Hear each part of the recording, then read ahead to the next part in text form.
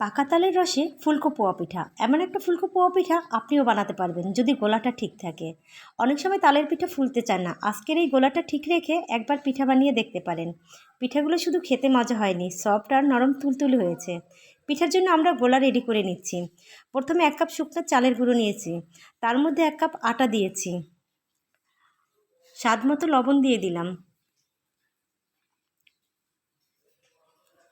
এখন 1 কাপ নারকেল কোড়ানো দিয়ে দিচ্ছি।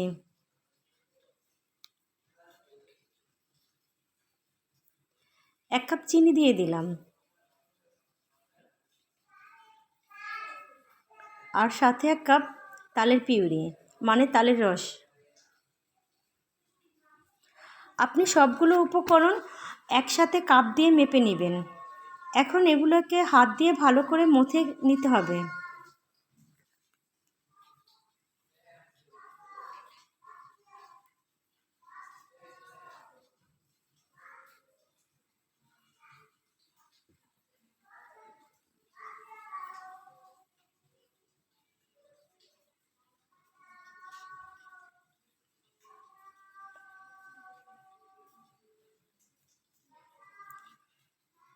কিছুক্ষণ মথে নেওয়ার পরে আমি কুসুম গরম পানি দিয়ে আবার অল্প অল্প করে পানি দেব আর মথে নিব।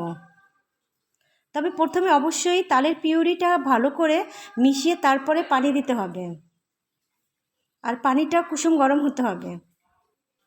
এই গোলাটা আপনি যত ভালো করে গলবেন পিঠার মিশ্রণটা তত ভালো হবে।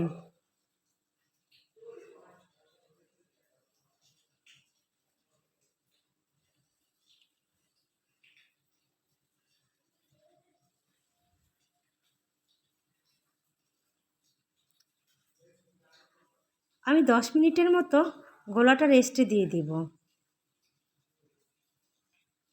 এখন চুলায় একটি কড়াই বসিয়েছি, তার মধ্যে আমি তেল দিয়েছি। তেলটাকে ভালো করে গরম করে নিতে হবে, তারপরে চুলাটাকে মাঝারি আঁচে পিঠাটার দিতে হবে। এভাবে গরম তেলের উপর পিঠা দেওয়ার পরে কিছুক্ষণ অপেক্ষা করছি, তারপরে দেখা যাবে পিঠাটা ফুলে উপরে উঠেছে। পোয়া পিঠা বানানোর ক্ষেত্রে তেলটাও ভালো করে গরম করে পিঠাটা ছাড়তে হয়। পিঠাটা যখন ফুলে এরকম উপরে উঠে এসেছে, সেক্ষেত্রে আরও একটু লাল করে নিব। আর পাকা তালের রস দিয়ে এই পিঠাটা কত মজার তা একবার হলেও বানিয়ে দেখবেন। কালারটা অনেক বেশি সুন্দর হয়। এভাবে করে আজকে সবগুলো পোয়া পিঠা বানিয়ে নেব। আর এই পিঠার গোলা যদি ঠিক থাকে, প্রতিটা পিঠা বানাতে সময় বেশি লাগে না। আর এরকম ফুলে উঠলে পিঠা বানাতে ভালোই লাগে। আপনি একটার পর একটা পিঠা বানিয়ে ফেলবেন খুবই অল্প সময়ের মধ্যে। তালের এই সিজনে তাল দিয়ে এই পোয়া পিঠাগুলো বানিয়ে নিতে পারেন। আমি আজকে সহজ সহজ রেসিপিতে আপনাদের সাথে শেয়ার করলাম।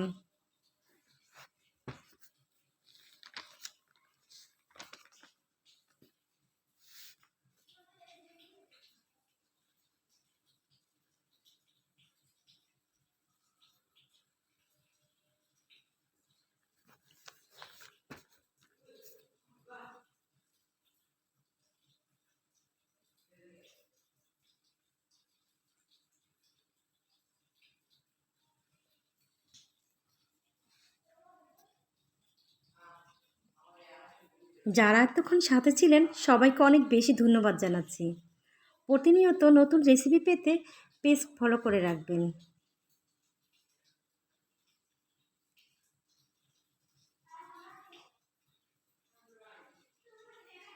আজকে এখানেই বিদায় নিচ্ছি।